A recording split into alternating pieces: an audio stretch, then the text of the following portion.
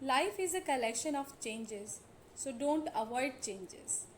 Take every change as a challenge. Some give success and some act as a stepping stone to a success. Welcome, my dear learners.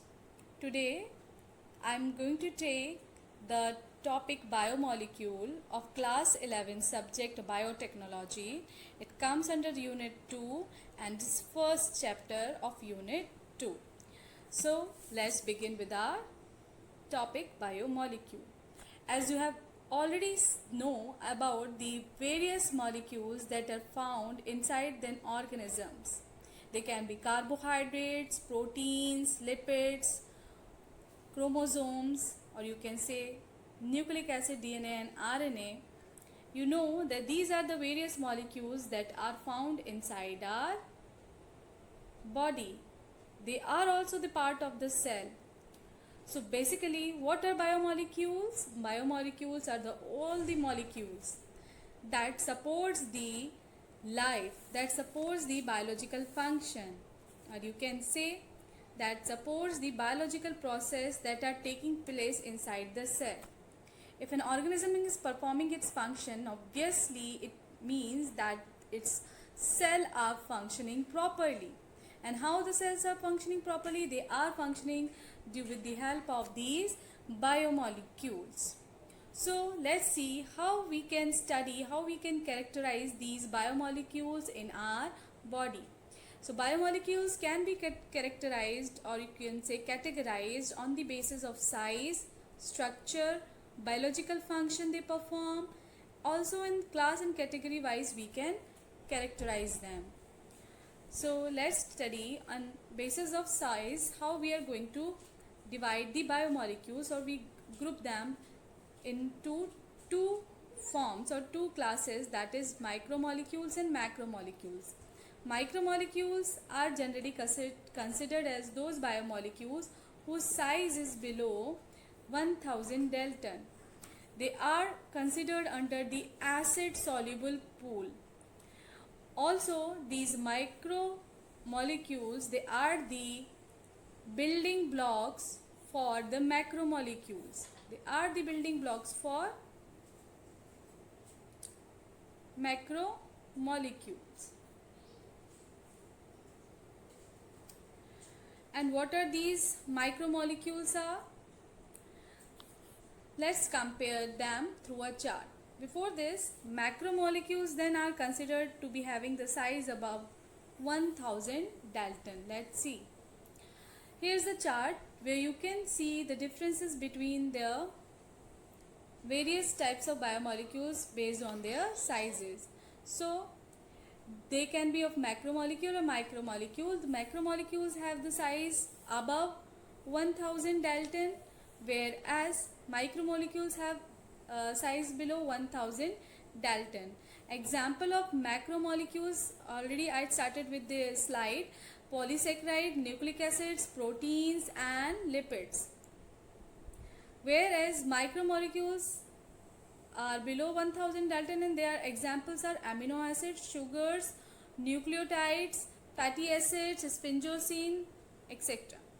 So the biomolecules in any molecule that is present in the living organisms are divided into these two categories on the basis of size. So what are the micromolecules? Micromolecules, they are also considered as the monomers. How? Because they are going to make a bigger molecule, that is macromolecule, which are considered as polymer. Let's assume that the polymer that we are talking about, the biomolecule that we are talking about, like carbohydrate, it's having the polymer that is polysaccharides. Then the unit from which it is being created or is formed is the monosaccharides. So polysaccharides, you can say carbohydrates, they are made up of monosaccharides, which is the basic unit.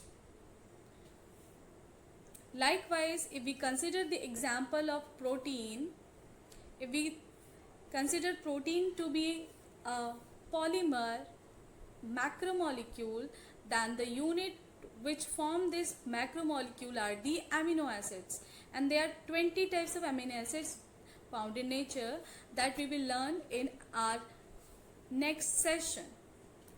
Likewise, if we considering the polymer lipids, then in that case the polymer, you can say lipids, and the monomers that are used to create these lipids are the triglycerides, glycerol, fatty acid, sphingosine. Likewise, if we are talking about the polymers that are made from the units, that is monomers, then in case of nucleic acid polymers like DNA and RNA, they are made up of monomers, that is considered nucleotide. So DNA and RNA polymers, they are made up of nucleotides, like in DNA adenine, guanine, thymine, and cytosine is there, where in case of RNA adenine, guanine, cytosine, and instead of thymine uracil is found in RNA. In 19th century, various scientists, they perform various activities, or you can say the reactions, to find out the types of biological constituent of any tissue or organisms.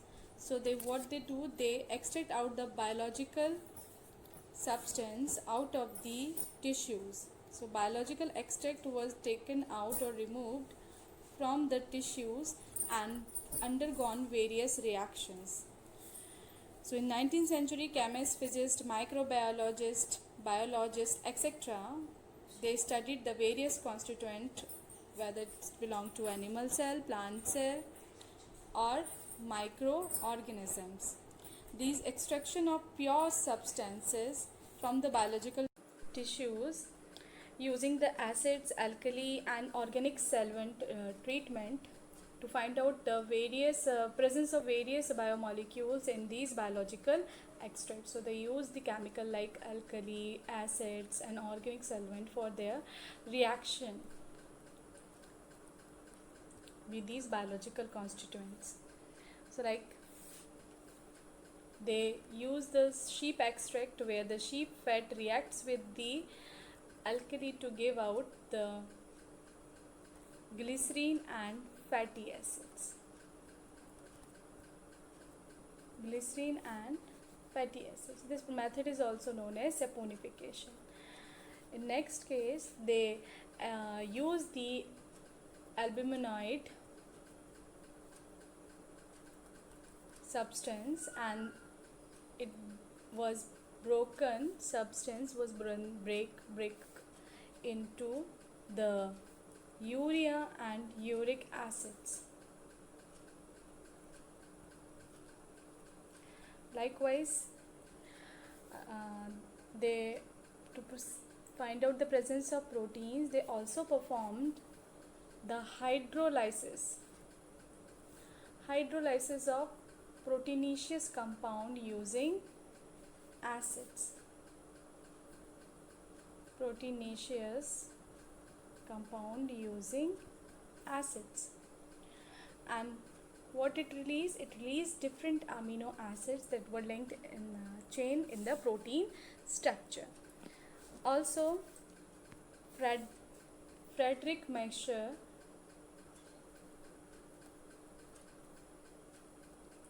he studied the pus cells. He studied the pus cells and found that these pus cells contain the nuclein substance, which later on was called as nucleic acids. So nuclein structure was discovered by the Friedrich Miescher in the pus cells. So now let's begin with our first micromolecule, which is monosaccharide, considered as the building blocks of carbohydrates. Carbohydrates in general, they are also known as sugar. So here we are going to study about the sugars and their derivative. And sugars, they are the simplest form of any carbohydrate, and they are sweet in taste, and carbohydrates are grouped into three groups, or they are classified into three groups. Number one, monosaccharides. Number two, oligosaccharides. And number three, polysaccharides. So we will study the what are monosaccharides. So monosaccharides, they have 3 carbon to 6 carbon in their chain. So monosaccharides, they are having structure comprises of 3 to 6 carbon chain, and monosaccharides can be further classified into 4 types on the basis of number of carbon atoms in their structure. Like, if they are having 3 carbon in their structure, they are referred as trioses. So these example of trioses are the glyceraldehyde and dihydroxyacetone.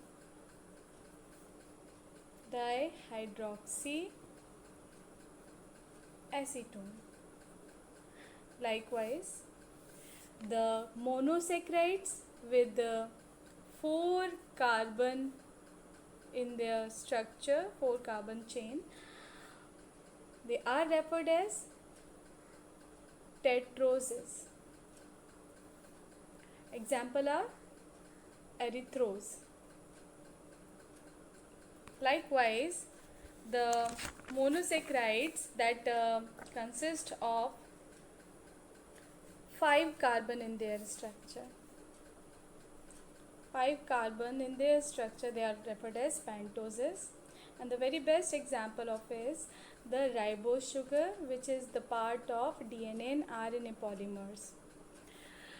In RNA, it is ribose, and in DNA, it is deoxyribose. They both are pentoses because they are made up of 5 carbon atoms. They have 5 carbon in their structure. Apart from these, the other examples are ribulose, that you have studied in Calvin cycle, xylose, arabinose. So they are the examples of the monosaccharides with 5 carbon in their chain. Last monosaccharide, that is having 6 carbon in its structure, hexoses. They are referred as, these monosaccharides are referred as hexoses, and their example are glucose and galactose. So on the basis of the number of carbon atoms, the monosaccharides are of 4 types: trioses, tetroses, pentoses, and hexoses. In general, it is considered that monosaccharides, all monosaccharides, they follow the general formula, that is CH2O whole N, where N is referred to the number of carbon atoms. If there is 3 carbon in their structure, the formula for this will be C3H6O3. So this is the formula for trioses monosaccharide, those monosaccharide which has 3 number of carbon atoms. Likewise, if it is N is 4, then C4H8ON. It means N here is 4. So this formula is for tetroses. Likewise, for pentoses and hexoses, by changing the N number, we can conclude the formula.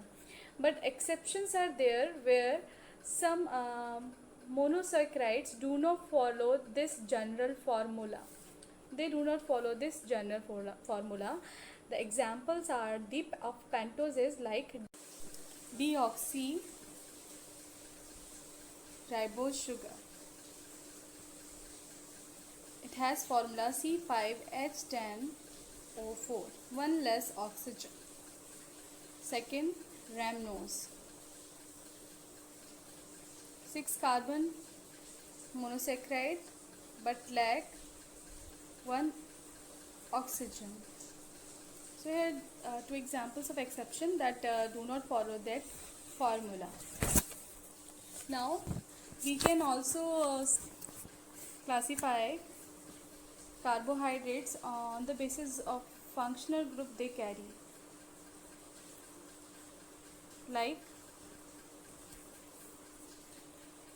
if the carbohydrate or the monosaccharide is carrying the aldehydic group, then it is referred as aldoses. Whereas if the monosaccharide is carrying the ketonic group, it is referred as ketosis. So on the basis of the functional group that the monosaccharide is carrying, it is of two types, aldoses and ketosis. If carbohydrate has 3 carbon in structure and aldehydic group, it is referred as aldotriose. Likewise, if carbohydrate has 6 carbon and ketonic group, it is referred as ketohexose.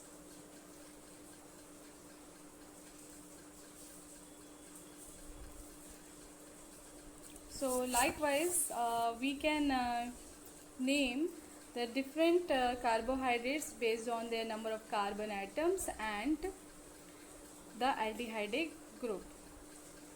So here is some example of aldoses, the carbohydrates having the aldehydic group. So you can see in the above structure there are 3 carbon in its chain. So they are the trioses, and trioses that carry the aldehydic group. So on the top it is CHO. CHO means the aldehydic group. The first carbon is carrying the aldehydic group. Likewise, here in this structure you will find 4 carbon. Here also 4 carbon, and though they have the same formula, only the difference is in the orientation of the functional group OH at the second position, and both are having the aldehydic group at its first carbon atom. Likewise, again one more carbon chain has been increased. You can see again there is the change in the orientation of the functional group at the second carbon, and on this basis the D-ribose is now referred as D-arabinose. So here are the list of all the aldoses from 3 carbon to 6 carbon chain in their structure. Carbohydrates, especially monosaccharides we are talking about, they are found in, or you can say they are divided into 2 on the basis of their structure. That is, one linear structure, second ring-like structure. So monosaccharide can be present in the nature in the 2 form, linear and ring-like structure. Monosaccharides with 6 carbon forming a ring-like structure are referred as pyranose, whereas the monosaccharide with 5 carbon structure forming the ring are known as furanose. So these pyranose and furanose structures are the ring-like structure formed by 6 carbon and 5 carbon monosaccharides. Let's take the example of glucopyranose. Means we are talking about the glucose, who is having 6 carbon in its structure. Let's study the linear structure first. Here you can see the glucose, when interact with water molecule, it loses its linearity, linear chain, and the bond between the carbonyl carbon and the fifth carbon, hydroxyl group. So the carbonyl carbon of the aldehydic group at first carbon, obviously the glucose are the aldoses, they carry the aldehydic group at its first carbon. So what happened? There is bond formation between the first carbon of the chain, the carbonyl carbon, carbonyl group C double bond O. This carbon gets bonded with the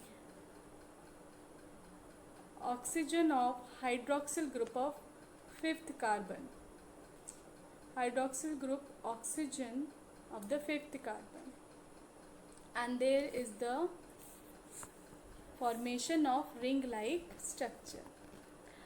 Due to the orientation of this OH group at second position, up and down, when this OH group is present downwards, then this structure is referred as alpha D glucose, and when this OH group is upward, the ring-like structure is referred as beta anomeric form, that is beta D glucose. So in alpha anomeric form, the OH hydroxyl group that is found below the ring, and in case of beta it is found above the ring.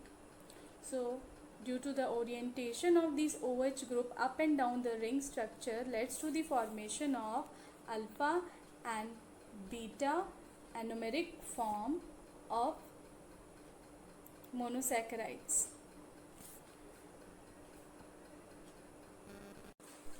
What are anomeric carbons?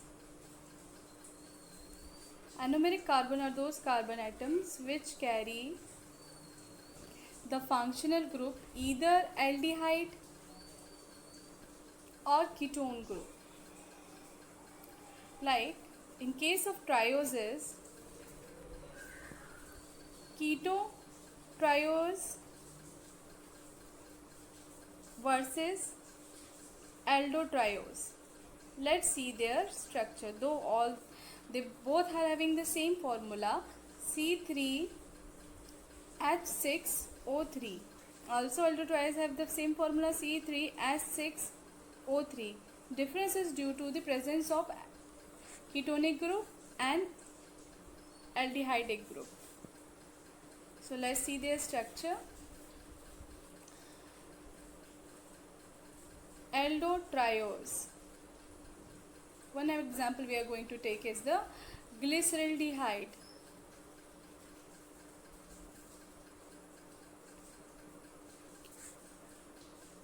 Let's make the 3 carbon chain. Let's satisfy the valency of the carbon.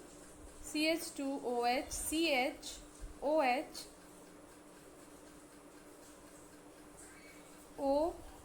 C double bond OH.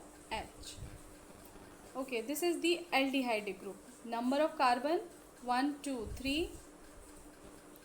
Number of hydrogen atom 1, 2, 3, 4, 5, 6. Number of oxygen atom 1, 2, 3. So aldehydic group carrying the glyceraldehyde, that is triose monosaccharide. Now let's see the case of keto triose.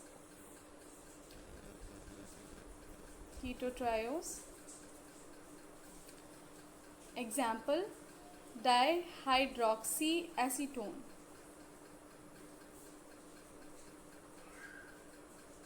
Let's draw the structure.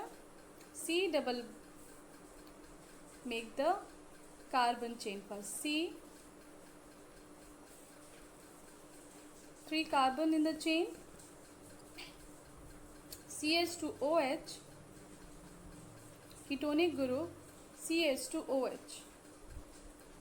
So functional group here is present at second carbon, and that functional group is ketonic group. Number of carbon atom 3 to 3, number of hydrogen atom 6, and number of oxygen 3. Formula is the same for the dihydroxyacetone and glyceraldehyde, but the functional group is different in both the cases. So the functional group was present in the glyceraldehyde was at first carbon, whereas the functional group in dihydroxyacetone was at the second carbon.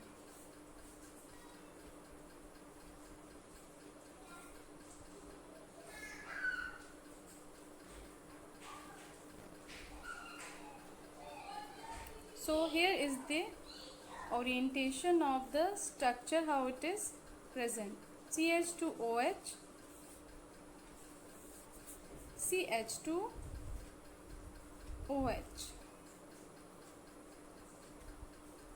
Formula is the same, but there. Now let's study the second type of carbohydrate, that is oligosaccharides. Oligosaccharides are made up of 2 to 20 molecules of monosaccharides, or you can say 2 to 20 monosaccharides that are linked in a chain.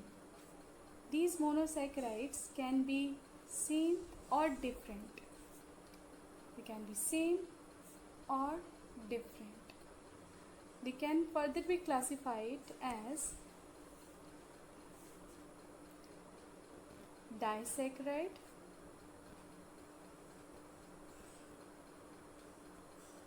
trisaccharides,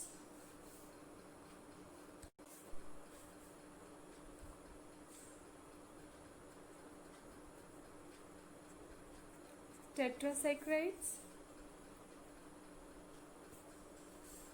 Example of disaccharides are maltose, lactose, sucrose, trihalose. Likewise, the example of trisaccharides are ribinose, rhamnoses, raffinose, and the example of tetrasaccharides are scorodose, stachyose. So these are the example of few oligosaccharides. Now coming on to the polysaccharides. Polysaccharides, they are the carbohydrates of high molecular weight, which yield many monosaccharide molecules on hydrolysis. So when the bonds between the monosaccharide, that is the glycosidic bond, is broken up, what happens? The monosaccharide which are linked in a chain, they are released up.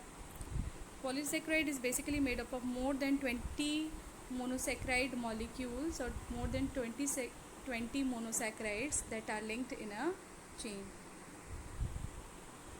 On the basis of the types of monosaccharides involved in the structure of polysaccharides, the polysaccharides are of two types: homopolysaccharides and heteropolysaccharides. Homopolysaccharide structure is made up of similar monosaccharides that are linked together in a chain, whereas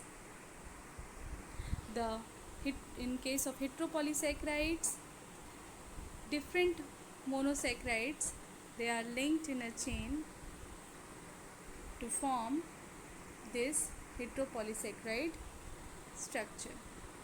So different monosaccharides, they are linked in the structure of heteropolysaccharides.